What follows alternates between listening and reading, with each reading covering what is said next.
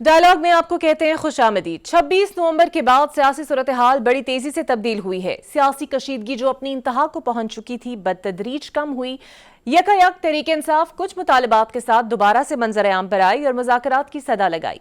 हुकूमत जो 26 नवंबर से पहले हर वक्त तैयार रहती थी, उसने भी वक्ती तौर पर मुज़ाकरात के लिए आमादगी जाहिर की, बढ़ चढ़कर मेल मुलाकातों की तरफ राग़िब दिखाई दी। लेकिन अब अजब मामला दरपेश है।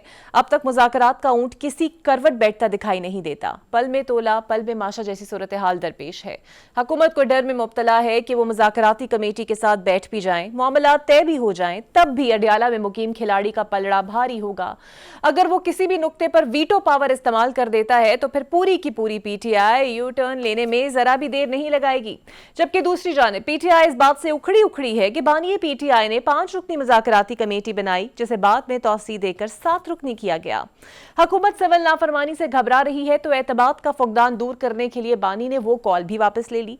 इसके बावजूद हुकूमत का रवैया सर्द का सर्द ही है। इसी तरह खबरें ये भी हैं कि पाकिस्तान तहरीक इंसाफ के दरमियान बामायनी मुज़ाकरात के लिए पसे पर्दा राब्तों को एक बार फिर फाल किया जा रहा है। ये मुज़ाकरात 7 रुकनी कमेटी से होने वाले मुज़ाकरात से अलग होंगे, यानी इस टीम को दोबारा एंगेज किया जा रहा है जो 24 नवंबर से पहले राब्तों में थी। और इसकी एक झलक हमें वज़ीर दाखिला मोहसिन नकवी की वज़ीर आला केपी अली अमीन गंडापुर से मुलाकात से भी मिलती है, जो इस बात को अयां कर रही है कि हुकूमत और तहरीक इंसाफ के अलावा भी कोई एक ग्रो एक्टिव है। अगर ऐसा है तो फिर ये तहरीक इंसाफ और हुकूमत दोनों फरीकीन के लिए लम्हा फिक्रिया है।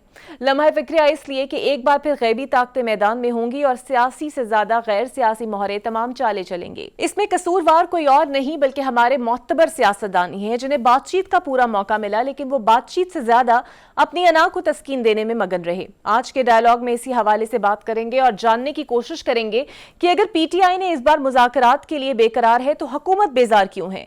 अगर सब लोग इस बात पर मुत्तफिक हैं कि मुज़ाकरात ही तमाम मसाइल का हल है तो फिर ये शुरू क्यों नहीं हो रहे। ये भी जानने की कोशिश करेंगे कि बानिए पीटीआई को अलकादर ट्रस्ट में सजा यकीनी दिखाई दे रही है। अगर ये सजा हो गई तो क्या मुज़ाकरात होने से पहले ही बेमकसद हो जाएंगे। सबसे पहले मेरे साथ मौजूद होंगे साबिक वज़ीर आज़म हैं शाहिद हक्कान अब्बासी साहब, सीनियर सियासतदान और मामलात को बहुत गहरे तरीके से समझते भी हैं। बहुत शुक्रिया सर। आजकल मुज़ाकरात की बातें हो रही हैं पीटीआई हुकूमत के साथ। हमने वो वक्त देखा जब हुकूमत पीछे पीछे थी, पीटीआई हाथ नहीं पकड़ा रही थी, लेकिन अब उलट देखने में आ रहा है। आपकी नज़र में सर हुकूमत क्यों कतरा रही है अगर मुज़ाकरात ही वाहिद रास्ता है तो? देखिए, ये मुज़ाकरात होना अच्छी बात है, लेकिन मुज़ाकरात नेक नीयती से होने चाहिए। तो यहाँ मुझे दोनों तरफ कोई नेक नीयती नज़र नहीं आती। सिर्फ ऑप्टिक्स के लिए बात कर देते हैं। ना मैंडेट हुकूमत के पास है, ना मैंडेट जो नेगोशिएटिंग टीम पीटीआई है उसके पास है। इसलिए ये मतलब अजीब सी हालात पैदा किए हुए हैं। एक बिल्डअप कर देते हैं एक्सपेक्टेशन और फिर होता कुछ नहीं है। इसलिए जो कुछ आपने करना है वो टेबल पर बैठें और हल करें मुल्क के मामलात को। सर, और आपको लगता है कि इसमें अना बहुत ज़्यादा आड़े आ रही है, स्पेसिफिकली पीटीआई की? ना तो वो पीपल्स पार्टी के साथ बैठना चाहती है या फिर हुकूमत को ग्रीन सिग्नल भी नहीं मिल रहा कि आप बढ़ के मुज़ाकरात करें? दोनों तरफ यही हालत है जी। अना की बात नहीं है, आज बात मुल्क की होनी चाहिए। अना सब घर छोड़ कर आएँ, अपने ओहदे अपनी कुर्सियाँ घर छोड़ के आएँ और मुल्क की बात करें। इस तरह मुल्क आगे बढ़ेगा। सर, पिछले दिनों फैसल वाडा साहब खासे एक्टिव थे और कौमी हुकूमत की बाज़गश्त सुनाई दे रही थी। आपकी नज़र में क्या ये मामला सिर्फ 26 नवंबर से तवज्जो हटाने का था या फिर वाकई हमारे मुल्क के हालात कुछ ऐसे हैं कि कोई कौमी हुकूमत बन सकती है इसके अंदर? देखिए, मुझे नहीं पता फैसल वाडा साहब कौन सी पार्टी के साथ हैं या किसकी नुमाइंदगी करते हैं, हुकूमत की करते हैं, अपोजिशन की करते हैं। तो बहरहाल बातें तो यहाँ हर किस्म की चलती हैं। कौमी हुकूमत अगर आप नेशनल गवर्नमेंट जिसे कहते हैं, जिसमें हर जमात को हिस्सा मिल जाता है, वो नहीं चल सकेगी। क्योंकि ये हिस्सेदारी की बात नहीं है। यहाँ पर तो आपको सलाहियत चाहिए, एक एजेंडा चाहिए जो आप इम्प्लीमेंट कर सकें। वो यहाँ पर है नहीं, किसी में के अंदर आदि सलाहियत मौजूद नहीं है। जब तक ये सब इकट्ठे नहीं बैठेंगे, एजेंडा तय नहीं करेंगे, फिर उसको एक नेशनल गवर्नमेंट या यूनिटी गवर्नमेंट जो भी उसे कहें वो बना दें, इम्प्लीमेंट, वो एजेंडा इम्प्लीमेंट करने वाली हो, उसमें हिस्सेदारियाँ ना हो, उसके अंदर कॉम्पिटेंस हो और उसके अंदर इंटेग्रिटी हो और तजर्बा हो कि मुल्क के मामलात कैसे चलाए जाए।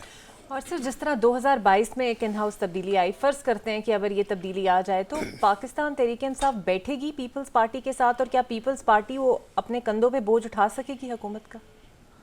میرا نہیں خیال پیپلز پارٹی کے اندر کوئی ایسی مجھے ڈیپتھ نظر نہیں آتی. اور پی ٹی آئی جو ہے، پی ٹی آئی کا تو وجود ہی اب اپوزیشن میں بیٹھنے سے منسلک ہے.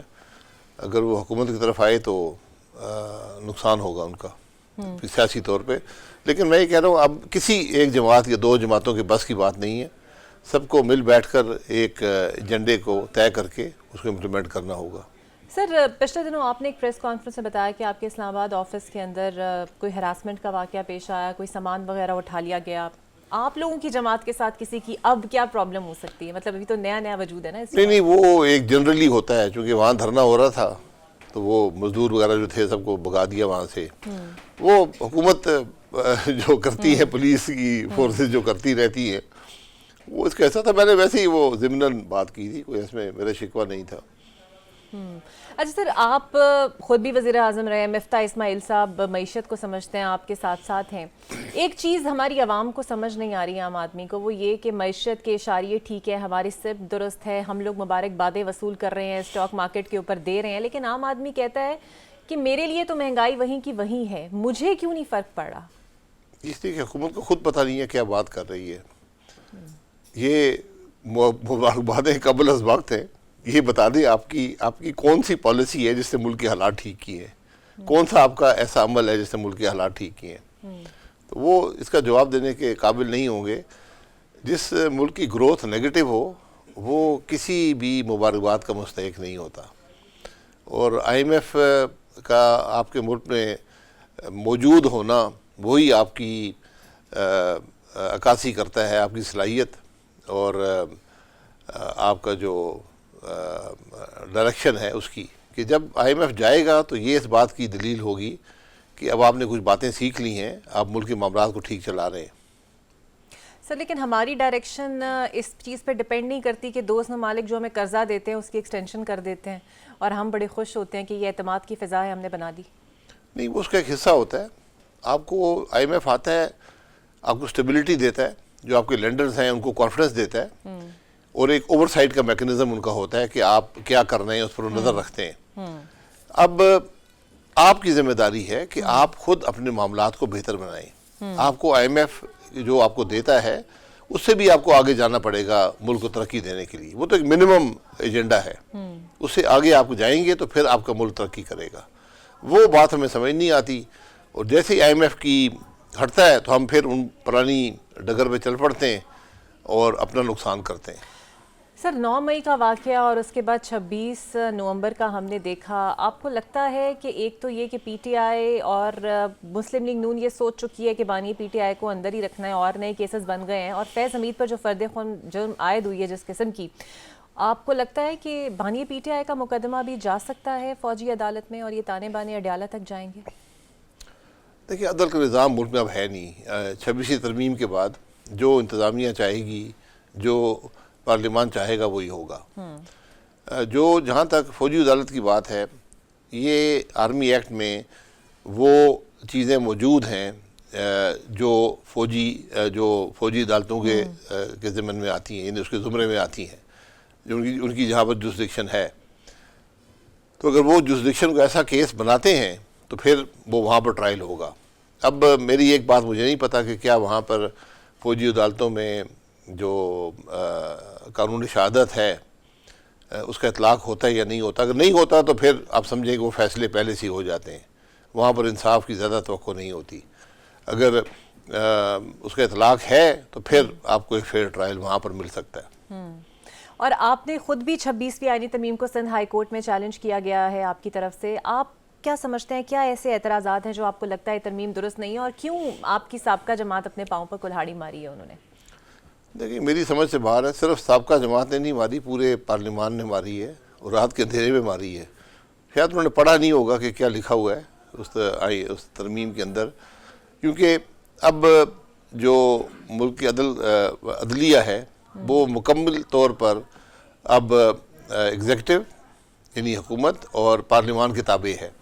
وہی ججز سلیکٹ کریں گے، وہی ان ججز کی پرفارمنس کو بھی دیکھیں گے، اسیس کریں گے کہ بھئی جج ٹھیک کام کرتا ہے یا نہیں کرتا، اور وہی بینچ بھی بنایا کریں گے. تو اب جو چیف جسٹس پاکستان ہے وہ تقریباً ایک سیکشن افسر کے برابری ہو گیا ہے کہ وہ صرف یہ کہہ دیا کرے گا جی یہ کانسٹیٹیوشنل ایشو نہیں ہے تو وہ کانسٹیٹیوشنل بینچ جو حکومت نے بنایا ہوگا وہاں پر چلا جائے گا، اور اس طرح آپ ملک چلانے کی کوشش کریں گے تو عدل انصاف ذرا مشکل ہو جائے گا ملک کے اندر۔ تو آپ کو امید ہے سندھ ہائی کورٹ سے کہ آپ کا کچھ پازیٹیو رزلٹ آ سکے گا اس چیلنج کو جو آپ نے کیا ہے؟ دیکھیے ہم نے تو جھنجھوڑا ہے عدلیہ کو کہ ذرا معاملات دیکھیں کہاں پر جا رہے ہیں، یہ اثر سب پہ ہوگا۔ آج ضرورت یہ ہے کہ آپ کے ججز وہ لوگ ہوں جن پر لوگ اعتماد بھی کر سکیں، جن کی قابلیت بھی ہو، جن کی انٹیگریٹی بھی ہو۔ یہ کرنے کا صرف ایک طریقہ ہے کہ ایک اوپن پروسیس ہو جہاں پر پورا ملک دیکھے کہ جو آدمی جج بننے آیا ہے اس کی کیا صلاحیت ہے، اس کا ماضی کیا ہے، وہ کیا کرتا ہے۔ یہ سب سے کریٹیکل بات ہے، ورنہ اگر آپ حکومت پہ چھوڑیں گے تو حکومت جو آج کی ہے یا ماضی میں نہیں ہے تو آپ سینٹ ان کی سوچ کی عکاسی کرتا ہے کہ جہاں پر آدھے سے زیادہ لوگ تو پیسے دے کر آئے ہیں، تو جج بھی اگر پیسے دے کر لگا کریں گے یہ وہاں پر کیا عدل ہوگا یہ آپ خود ہی سوچ لیں۔ اچھا سر، مسلم لیگ نون کی جو موجودہ پالیسی ہے آپ کو لگتا ہے یہ عوامی اعتماد حاصل کر سکی ہے یا مزید کر سکے گی؟ اور اگر یہی سیٹ اپ جو کا تو چلتا رہا تو کیا اتنی مضبوط پنجاب میں رہ سکے گی؟ ویسے ہی پنجاب میں اتنا کرائسس ہے اس جماعت کا۔ دیکھیں مسلم لیگ نون کے ساتھ جو 8 فروری کو ہوا وہ ان کو بھی وہ جانتے ہیں اس دن کیا ہوا تھا، تو مستقبل میں کون سی ایسی بات ہے جو ان کے سیاسی حالات بہتر کر سکے گی، بہت مشکل کام ہے۔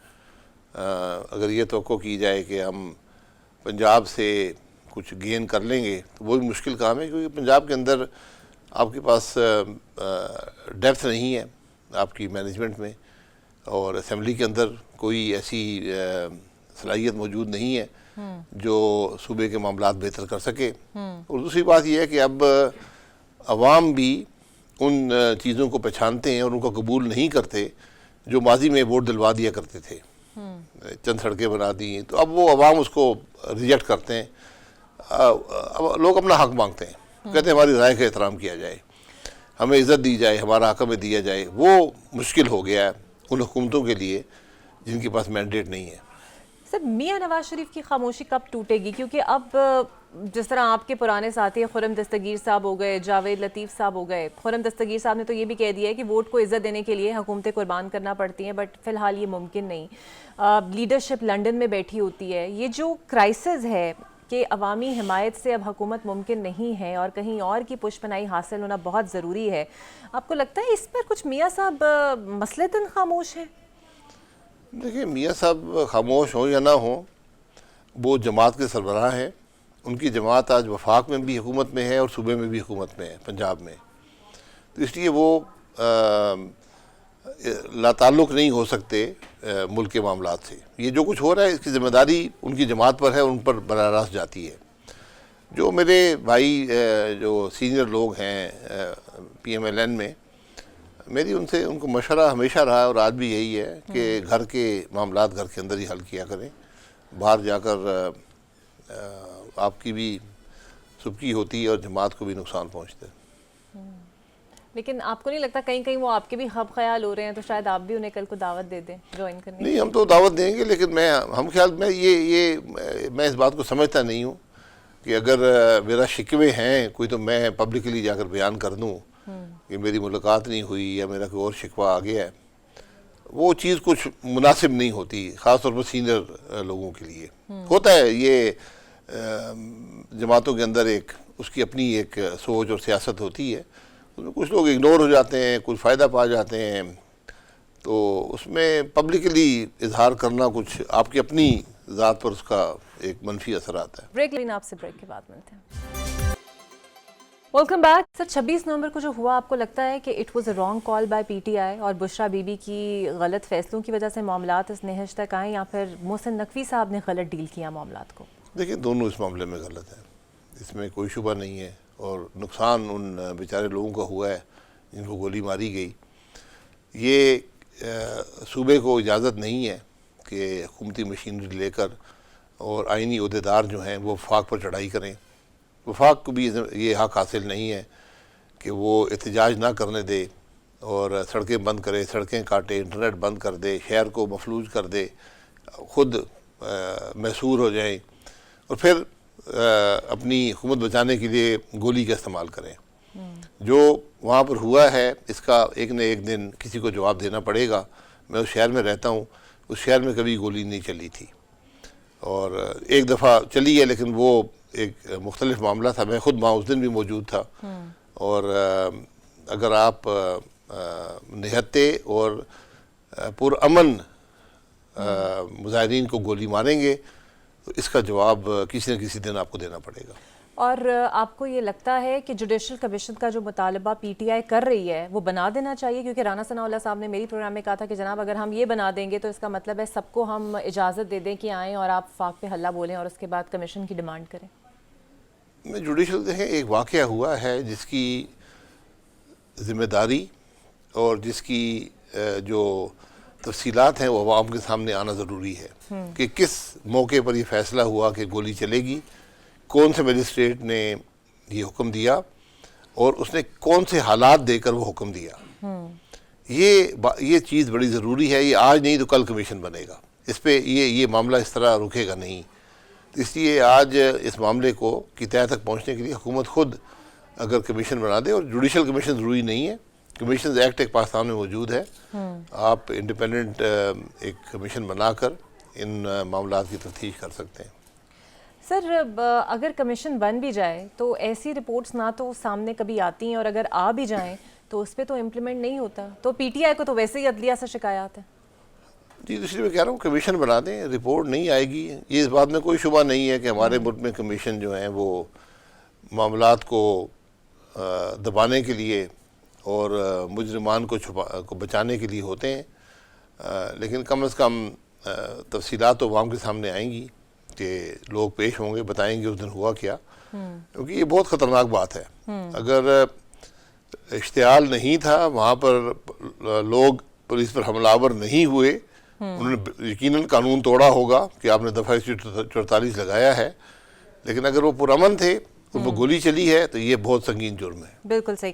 اچھا سر, آپ وزیر اعظم رہے ہیں تو آبویسلی سیکیورٹی کنسرنز اور پریویسی کنسرنز آپ کی نظر سے گزرے ہوں گے. پوری دنیا کے اندر یہ معاملہ ہے. یہ قومی اسمبلی کی قائمہ کمیٹی نے ڈیجیٹل نیشنلائزیشن پروگرام بھی مؤخر کیا. انٹرنیٹ ہم بند کر دیتے ہیں, سرویلنس بہت حد تک بڑھ گئی ہے, اور شہزاد فاطمہ صاحبہ کہتی ہیں کہ اگر آپ کو سرویلنس سے ڈر ہے تو سب کچھ ہی بند کر دیں. سر ہم ایکس بند کرنے کا مقصد ہو یا یہ جو انٹرنیٹ کا پرابلم ہو, آپ کو لگتا ہے یہ تمام سیکیورٹی رسک ہیں اور اس کو بند کر دینا ہی آخری راستہ ہے؟ دیکھیں سیکیورٹی رسک ہے تو پھر باقی دنیا کیسے چل رہی ہے؟ ہم دنیا کا واحد ملک ہیں, میرا ہم رہ گئے ہیں اور نارتھ کوریا رہ گیا ہے جس نے انٹرنیٹ بھی بند کرتے ہیں, بلاک کیے ہوئے ہیں مختلف چیزیں. یوٹیوب کبھی بلاک ہو جاتا ہے, کبھی ایکس بلاک ہو جاتا ہے, کبھی پتہ نہیں, تو بلاک ہی کرتے ہیں. پھر ختم کریں اس معاملے کو, بند کر کے بیٹھ جائیں سارے, آرام سے بیٹھے. جس ملک کا وزیر اعظم خود وی پی این پہ جا کر ٹویٹ کرتا ہے تو کیا ان کو بات کی سمجھ نہیں آتی کہ آپ کر کیا رہے ہیں؟ سب لوگ ہی وی پی این استعمال کرتے ہیں. تو پھر آپ کیوں بلاک کر رہے ہیں؟ پھر چلنے دیں. اگر میں وی پی این استعمال کر کے, یہاں تو بچے وی پی این استعمال کر رہے ہیں. اچھا سر, پہلے ججز کی تنخواہوں میں اضافہ اور اس کے بعد مسلم لیگ نون کی پنجاب حکومت کی طرف سے ممبران کی تنخواہوں میں تقریباً لگ بھگ 900% اضافہ کر دینا ایک غریب عوام کے زخموں پر نمک پاشی کے مترادف نہیں ہے؟ جی یہ دیکھیں, جو تنخواہ وغیرہ ہے اسمبلی کے ممبران کی وہ بہت کم ہے, لیکن اس کا یہ مطلب نہیں ہے کہ آپ ایسے موقع پر جہاں پر پوری عوام مہنگائی کی چکی میں پس رہی ہو, آپ ان کے سامنے بیٹھ کر اتنا بڑا اضافہ کر دیں. آپ 10-20-30 ہزار کا اضافہ کر دیتے, کیونکہ یا پھر عوام کو بھی ریلیف دے کر یہ اضافہ کرتے, عوام کے لیے کچھ کرتے, کوئی پالیسیز بناتے, ملک ترقی کر رہا ہوتا, ملک میں گروتھ ہو رہی ہوتی تو آپ یہ کام کرتے. آپ بتا دیں, حکومت بتا دے کہ کسی بھی ادارے میں اتنی بڑی ترقی ممکن ہے اسمبلی کے ممبران کی تنخواہوں میں. یہ آپ عوامی نمائندے ہیں تو جو بات آپ کرتے ہیں یہ سوچ کر کیا کریں کہ اس کا عوام کس نظر سے دیکھیں گے. تو عوام نے آج مذاق بنایا ہوا ہے. آپ جو مجھے بھی لوگوں نے بھیجے ہیں جس قسم کے سوشل میڈیا پر باتیں چل رہی ہیں, تو اس سے مزید بےعزتی ہوگی اسمبلی کی بھی, ممبران کی بھی, اور پورے سیاسی نظام کی, کہ یہ لا تعلق ہیں عوام کی تکلیف سے. اچھا شاہد صاحب، آبویسلی ایک عام آدمی کو تو نہیں پتہ ہوگا، لیکن بطور وزیر اعظم آبویسلی آپ نے یہ قومی سلامتی کی میٹنگز آپ اٹینڈ کرتے رہے ہوں گے، تو جب یہ لاجک دی جاتی ہے کہ ہم قومی سلامتی پر کمپرومائز نہیں کریں گے، پاکستان کو ہم نے ڈیٹا لیک اور سائبر اٹیک سے بچانا ہے، یہ چیلنجز آپ کے دور میں بھی تھے؟ ایسے چیلنجز پر آپ نے بھی سوچا ہوگا کہ ہم انٹرنیٹ بند کریں یا پھر اور کچھ کریں؟ یہ چیلنجز ہمیشہ رہتے ہیں. سائبر سیکورٹی ایک بڑا کرٹیکل چیز ہے. اب آرٹیفیشیل انٹیلیجنس کے بعد یہ مزید کمپلیکیٹ ہو جائے گی، لیکن پوری دنیا اس کا مقابلہ کرتی ہے اور کوئی بھی انٹرنیٹ بند نہیں کرتا، کوئی بھی بلاک نہیں کرتا چیزوں کو. کچھ ممالک نے چند چیزیں بلاک کی ہیں لیکن انہوں نے آلٹرنیٹو دیا ہوا ہے. مثلاً کچھ ممالک میں واٹس ایپ نہیں ہے، کچھ میں ٹیکسٹ چلتا ہے، وہ ان کی اپنی اس کی زیادہ تر وہ کمرشل ریزنز ہیں. لیکن ہم نے تو سوچے سمجھے بغیر اور عوام کو انفارم کیے بغیر اور ایک مستقل پالیسی کے بغیر کبھی آپ انٹرنیٹ بند کر دیتے ہیں. انٹرنیٹ سلو کرنے کا کیا مقصد ہے؟ یہ اس میں کون سی سائبر سیکورٹی کا ایشو ہے؟ یہ تو اب آج انٹرنیٹ جو ہے یہ تو پوری دنیا اس پہ چل رہی ہے. آپ کی نوکری بھی اسی پہ ہے، آپ کی انٹرٹینمنٹ بھی وہیں پر ہے، آپ کی کمرشل ٹرانزیکشنز ہیں وہ بھی اسی پر ہیں، یعنی ہر چیز اس کے اوپر ہے. جب آپ سلو کریں گے تو پوری آپ کی زندگی رک جاتی ہے. اچھا سر، مدارس کی رجسٹریشن کا معاملہ آپ کو کیا لگتا ہے حکومت پیچھے کیوں ہٹ رہی ہے؟ مولانا صاحب کے ساتھ کیا واقعی ہاتھ ہو گیا اس بار؟ نہیں، میں اس بات کو تھوڑا سمجھنے سے قاصر ہوں. جہاں تک میری سوچ ہے کہ آپ چوائس دے دیں، جس نے رجسٹریشن سوسائٹیز ایکٹ کے تحت کرانی ہے وہاں کروا لے، جو دوسرے قانون کے تحت کرنا چاہتا ہے جو اس وقت موجود ہے اس کے تحت کروا لیں. ایشو ہے کہ ان کی جو سورس آف فنڈنگ ہے اس کے ذرائع کیا ہیں، کہ کوئی ماضی میں خطرہ تھا کہ وہاں سے کوئی منی لانڈرنگ ہوتی ہو اور وہ ٹیررزم کے لیے استعمال ہوتی ہو، تو وہ بات تو اب ہے نہیں، اور اس کو آپ مختلف طریقے سے آپ اس کو کنٹرول کر سکتے ہیں. دونوں ایشو جو معاملات ہیں سوسائٹی ایکٹ دوسرے دونوں میں ویزیبلٹی موجود ہے، یہ فنڈنگ کہاں سے آ رہی ہے اور کس مقصد کے لیے استعمال ہو رہی ہے. تو میرا خیال ہے اس کو زیادہ بڑا ایشو نہ بنائیں، حکومت کہہ دے بس ٹھیک ہے دونوں جو آپ کی چوائس ہے استعمال کر لیں. سر لیکن اس وقت شکایت تو انہیں ایوان صدر سے ہے کہ اعتراضات وہاں سے آئے ہیں، تو یہ سارے کنسرنز تو پہلے ہی موجود ہوں گے، یعنی یہ سمجھا جائے کہ چونکہ ترمیم کرانی تھی اس لیے مولانا صاحب کو کہا گیا اور وہ عجلت میں سب کچھ کام ہو گیا اس ٹائم. دیکھیں یہ عجیب بات ہے کہ صدر صاحب نے اعتراض کر دیا. صدر صاحب ایک دفعہ اعتراض کریں گے پھر واپس قانون بھیج دیں، پھر پاس کرنا پڑے گا. صدر صاحب تو روک تو نہیں سکتے نا. اور صدر صاحب کی جماعت جو ہے وہ اسمبلی میں موجود ہے، تو وہاں ان کو علم نہیں تھا اس وقت، اسمبلی سینٹ دونوں میں موجود ہے، تو انہوں نے اس وقت نہیں اعتراض اٹھایا کہ صدر صاحب ہی نے یہ دیکھا ہے کہ وہاں پر کیا معاملہ ہے. تو ذرا لوگوں کی جو انٹیلیجنس ہے اس کو، انٹلیکٹ ہے اس کو چیلنج مت کیا کریں. آپ نے کچھ کرنا ہوگا نا تو کہہ دیں ہاں ہم سے نہیں ہو رہا. کہہ دیں صدر صاحب بیچارے ان کی ٹانگیں دونوں زخم ہوئے ہیں ان کو، تو وہ ویسے بھی ٹھیک نہیں ہے. سر پیپلز پارٹی کا فی الحال کچھ اختلافات کا معاملہ نون لیگ کے ساتھ بھی چل رہا ہے، آپ کو لگتا ہے یہ کچھ سویر رزلٹ کریٹ کر پائیں گے یا پھر یہ وہ محض وہی دکھاوا ہے جو اکثر عوام کے لیے کیا جاتا ہے؟ دیکھیے یہ وہ کیتھولک میرج ہے، اس میں طلاق ممکن نہیں ہے. یعنی کہ یہ ساتھ ایسے ہی چلے گا؟ جی یہ وہ کیا کہتے ہیں وہ فلموں میں کہ پوری جنم اور پتہ نہیں اس کا ساتھ ہے. بالکل صحیح. اچھا سر، پرائیویٹائزیشن کے اوپر ہمارا بڑا زور رہتا ہے، بلکہ ابھی تو ہم نے پی آئی اے کا خریدنے کا خواب کے پی حکومت نے بھی دیکھا، پنجاب حکومت بھی اسے خریدنا چاہتی تھی. کیا ہی بات ہے جو ملک نہ چلا سکے وہ صوبوں نے آفر کر دی، بٹ رزلٹ بڑا ایونچولی برا ہوا. آپ پی آئی اے کو آپ بھی ہیڈ کرتے رہے ہیں، پہلے تو بتائیے کہ privatisation is the only solution, کہ اتنا بڑا خسارے میں ادارہ چل رہا ہے، خسارے پہ خسارہ ہے، وہ کیا ایسا کریں گے جو ہم نہیں کر پائے؟ دیکھیے پرائیویٹائزیشن ہی حل ہے. آپ کے دو چوائسز ہیں، یہ بند کر دیں یا پرائیویٹائز کر دیں. حکومت نہیں چلا سکتی. حکومت نے $5 ارب کا پی آئی میں نقصان کر دیا ہے، یہ نہیں چلتا. اگر پنجاب حکومت لینا چاہتی ہے بالکل ان کو $1 میں دے دیں تاکہ وہ بھی یہ شوق پورا کر لیں، یا دونوں کو آدھا دونوں کو ملا کر دے دیں. شاید اسی میں محبت بھی پیدا ہو جائے ان کی آپس میں، کہ پنجاب حکومت اور کے پی حکومت مل کر ایئر لائن چلانی شروع کر دیں، ان کو دے دیں. یہ بڑی خام خیالی ہے کہ آپ کا اسٹیٹڈ پالیسی حکومت کی کہ حکومت کاروبار نہیں کرے گی. تو آپ نے سب کچھ پاکستان میں بیچ دیا ہے، ٹیلی کام بیچ دیا ہے، اپنے بینک بیچ دیے ہیں، اپنے فرٹیلائزر بیچ دیے ہے، سیمنٹ بیچ دیے ہے، 450 انڈسٹریز ہم نے بیچی ہیں، اور آج ہم ایک ڈسکوز رہ گئے ہیں پاور کے، وہ آپ کا سال کا 700-800 ارب کو نقصان کر دیتے ہیں، اور پی آئی اے ہے وہ 60-70 ارب کا وہ نقصان کر دیتی ہے، 50-100 ارب کا ریلویز کر دیتی ہے. یہ پیسہ بہتر جگہ استعمال ہو سکتا ہے، عوام کی بہتری کے لیے استعمال ہو سکتا ہے. یہی پیسہ اگر آپ بس پہ ڈال دیں جو یہاں نقصان ہو رہا ہے بلا وجہ، تو آپ کے بہت سے جو لوگ غربت کی سطح سے نیچے ہیں ان کے حالات بہتر ہو سکتے ہیں.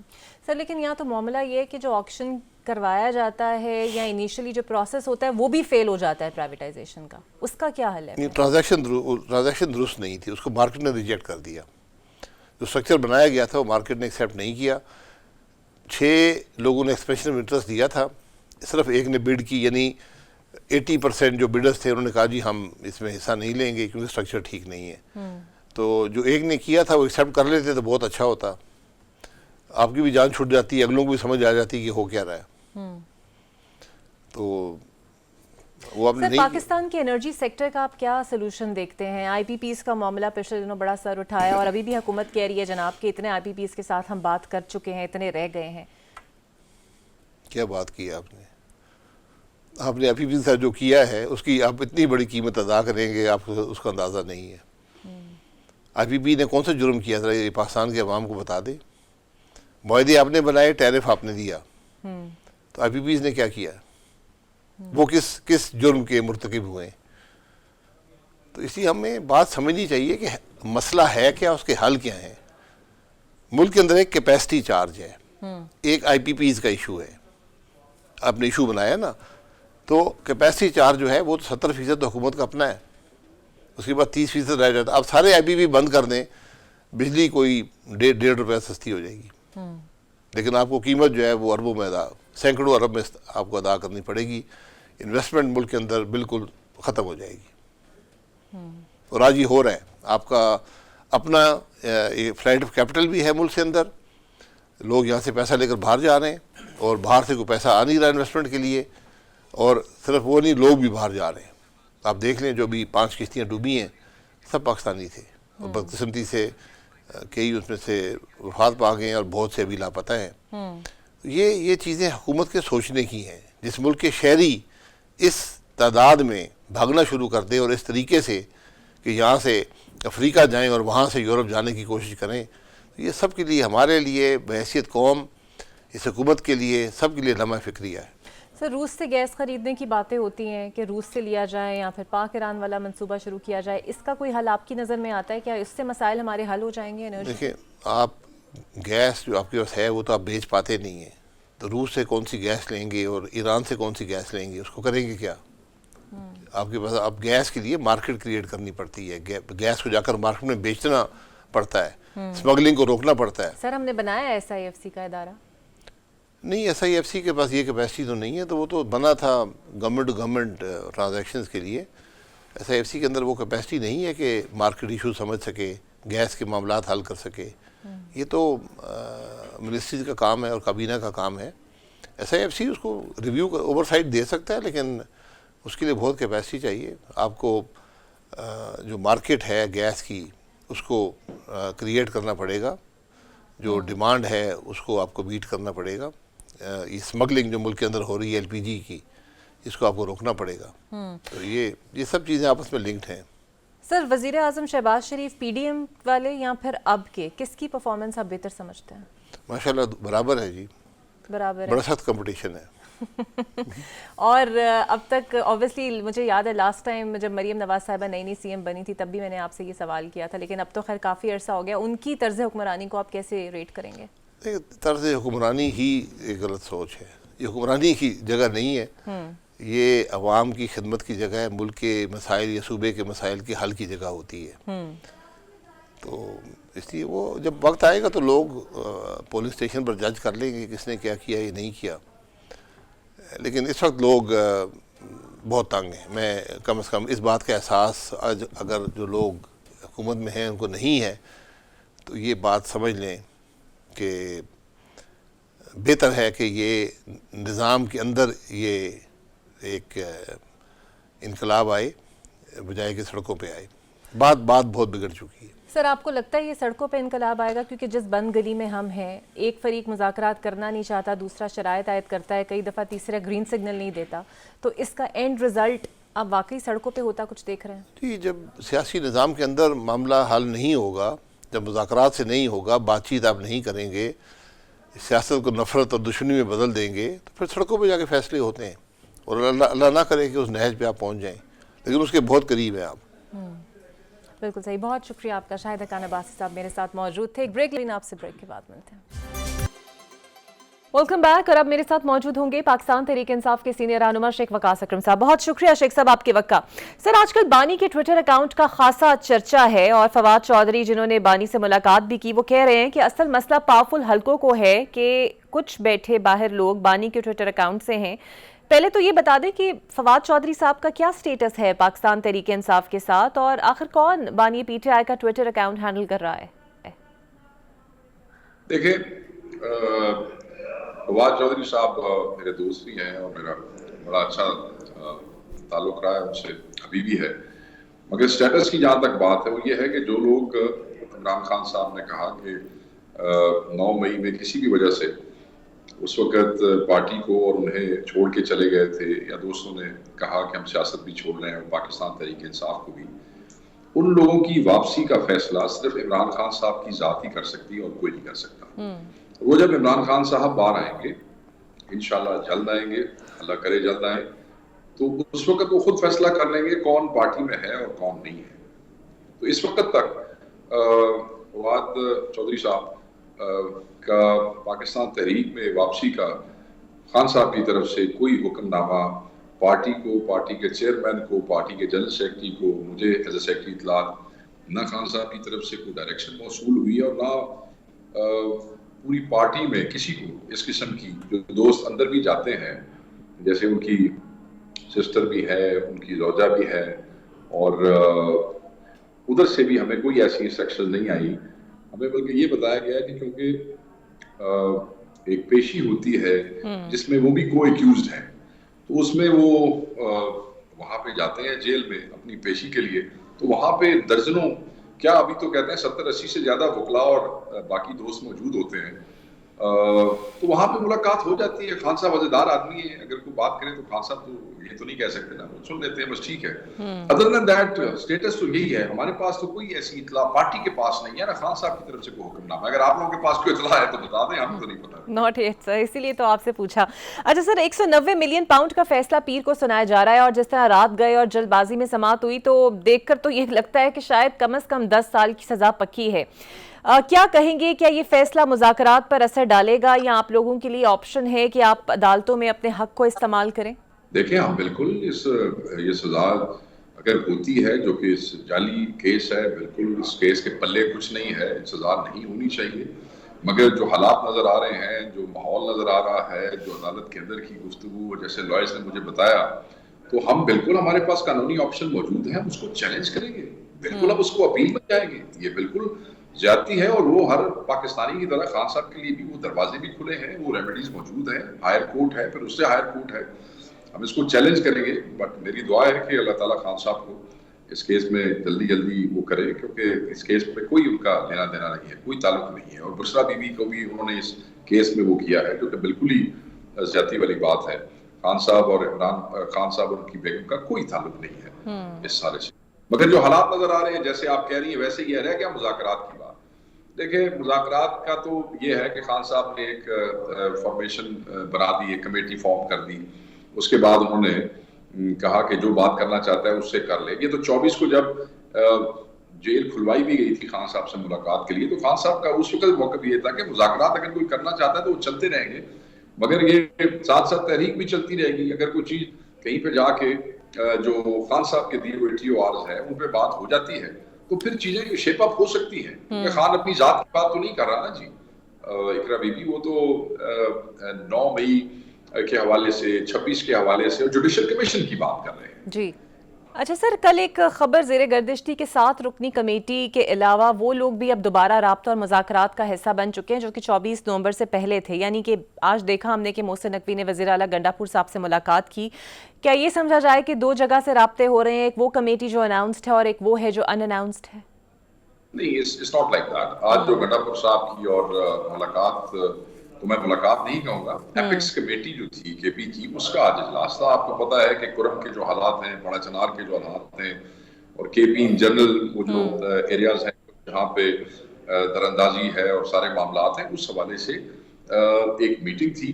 وہ کوئی کسی پولیٹیکل ایجنڈے پہ ملاقات نہیں تھی، وہ ایپکس کمیٹی کا اجلاس تھا. ٹھیک ہے، یعنی کہ کسی بھی قسم کے مذاکرات یا پھر 26 نومبر کا حساب جس طرح آپ لوگ ویسے ٹی وی پہ اور پریس کانفرنسز میں مانگتے ہیں، بالوشافہ ملاقات میں نہیں مانگا گیا وزیر داخلہ سے؟ دیکھیں، I was not part of that meeting because وہ آفیشیل کیپیسٹی کے اندر چیف منسٹر نے اور فوج کے نمائندے بھی ہوتے ہیں، اور یہ چاروں صوبوں میں یہ ایپیکس کمیٹی ہوتی ہے. اگر وہ کوئی بات ہوئی ہوگی تو میں، کیونکہ as we speak I think they are just finishing or finished with the meeting. اگر کوئی بات ہوئی تو میں آپ سے ضرور شیئر کروں گا.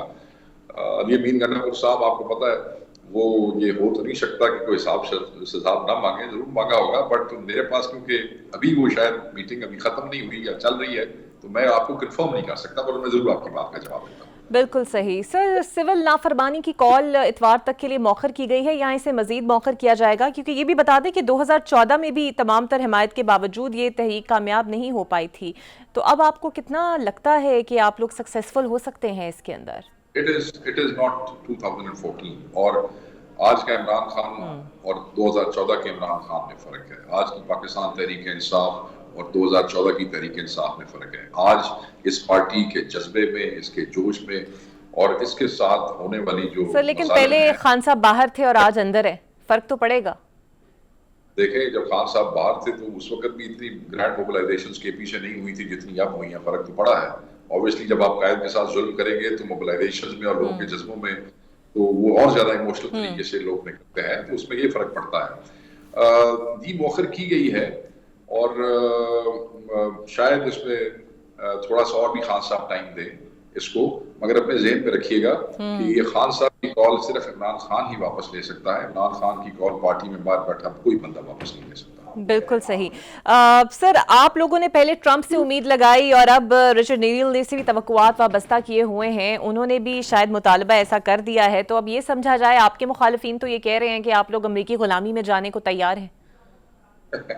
ہمارے جو مخالفین ہیں نا، وہ کئی دفعہ بالکل مسخرے بن جاتے ہیں، مسخرے کلاؤنس.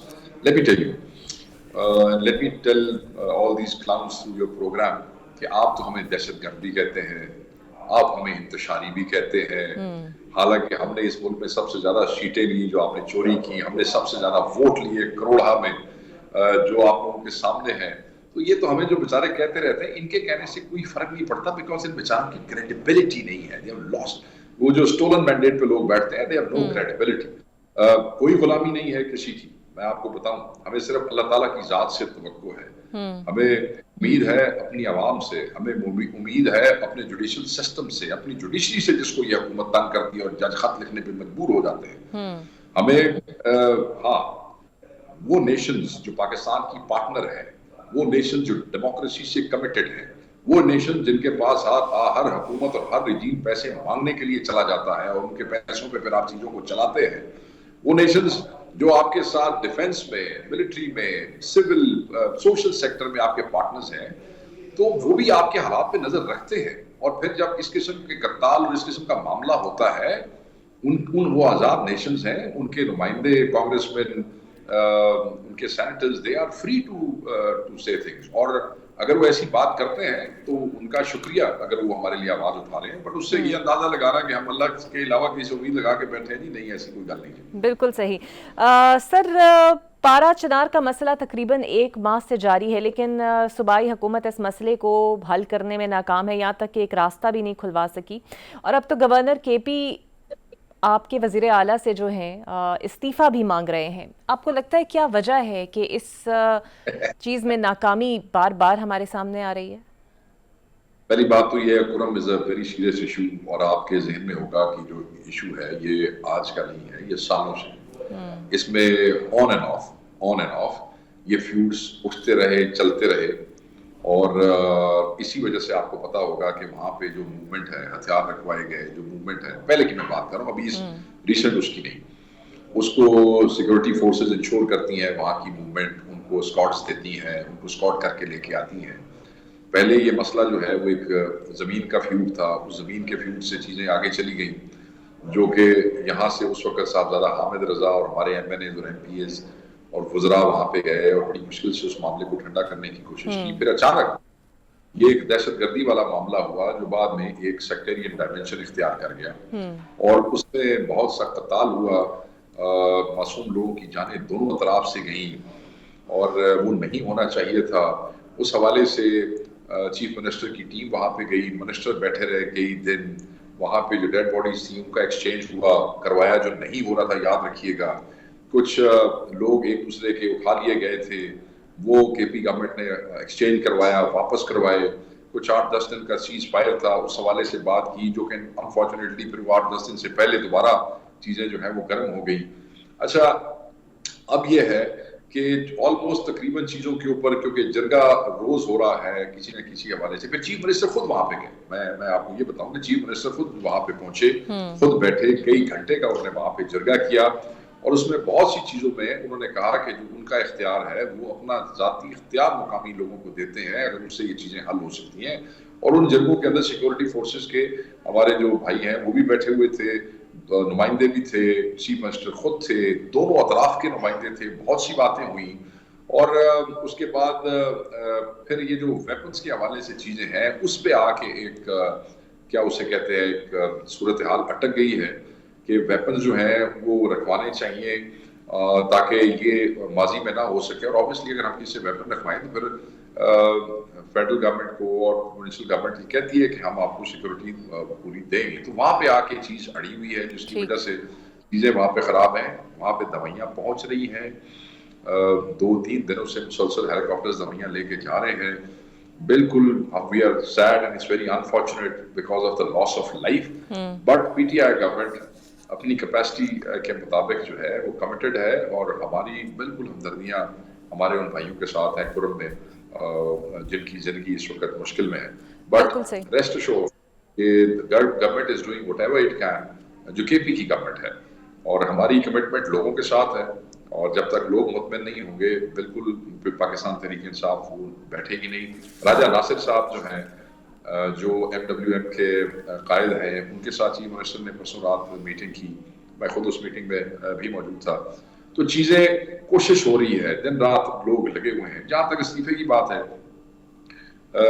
जो गवर्नर मांग रहे हैं, गवर्नर पहले ये जवाब देना कि फेडरल गवर्नमेंट जो है उसकी क्या जिम्मेदारी है, क्या उसकी जिम्मेदारी नहीं है, क्या सिक्योरिटी फोर्सेस सूबे के मातहत तो नहीं है, आपके मातहत हैं। आप बता दें कि आपने वहाँ पे क्या किया है, आपने कितने हेलीकॉप्टर्स भेजे हैं, आपने रोकने के लिए कुर्म में जाके, वज़ीर आज़म गया, गवर्नर गया कुर्म, कितने बंदे कुर्म गए, मतलब आप कुर्म के बंदों को गवर्नर हाउस पेशावर में बुला के आप लोगों को कहते हैं आप तुम इस्तीफा दो, पहले हैव सम हार्ट, कि दिल गुर्दा निकालो और वहाँ। बिल्कुल सही। अच्छा शेख साहब, एक आखिरी सवाल सर, ये बता दीजिएगा कि अगर मुस्तकबिल में किसी कौमी हुकूमत की दाग पेल डाली जाती है, जिस तरह वाडा साहब की मुलाकातों के बाद ये तासुर उभर भी रहा था, तो क्या PTI इस सेटअप का हिस्सा बनेगी या इन हाउस तब्दीली का हिस्सा बनेगी, या अगर शहबाज शरीफ की जगह कोई और आता है? We reject this. Imran Khan has been asking his stolen mandate back. हमें अपना मैंडेट वापस चाहिए। ये कोई मजाक नहीं है कि लोगों ने वोट इमरान खान के लिए किया है और अब चंद लोग अपनी दुकानदारी चमकाने के लिए कहें जी एक बंदे को वजीर आजम बना दो अपनी मर्जी का और 4 वजीर ले लो, PTI के 4, नून लीग के 4, पीपल्स पार्टी के 2, मौलवी के 2 फलाने के, ये कोई तरीकेकार है? लोगों ने जिसको वोट दिया है वो असल हकीकी नुमाइंदे हैं, उन्हीं को हुकूमत की बागडोर से। ये नेशनल जो हुकूमत है ये किस शोशे का नाम है? और ये चंद मुनज़्ज़म लोग हैं, 1-2-3 टीवियों पे बैठते हैं और आप लोग भी उनको रोज बुला लेते हैं, वो रोज एक ही कहीं से वो लेके आए हुए लाइन उसी को प्रोपेगेट करते हैं, but categorically we reject it. बिल्कुल सही, बिल्कुल सही। बहुत शुक्रिया। शेख वकास अकरम साहब मेरे साथ मौजूद थे। उम्मीद करते हैं कि तब्दीली बेहतरी की जानिब हो और कोई बीच का रास्ता निकले, क्योंकि अगर दरवाज़ा नहीं खुलेगा तो मुज़ाकरात भी नहीं होंगे। मुझे दीजिए इजाज़त, अल्लाह हाफ़िज़।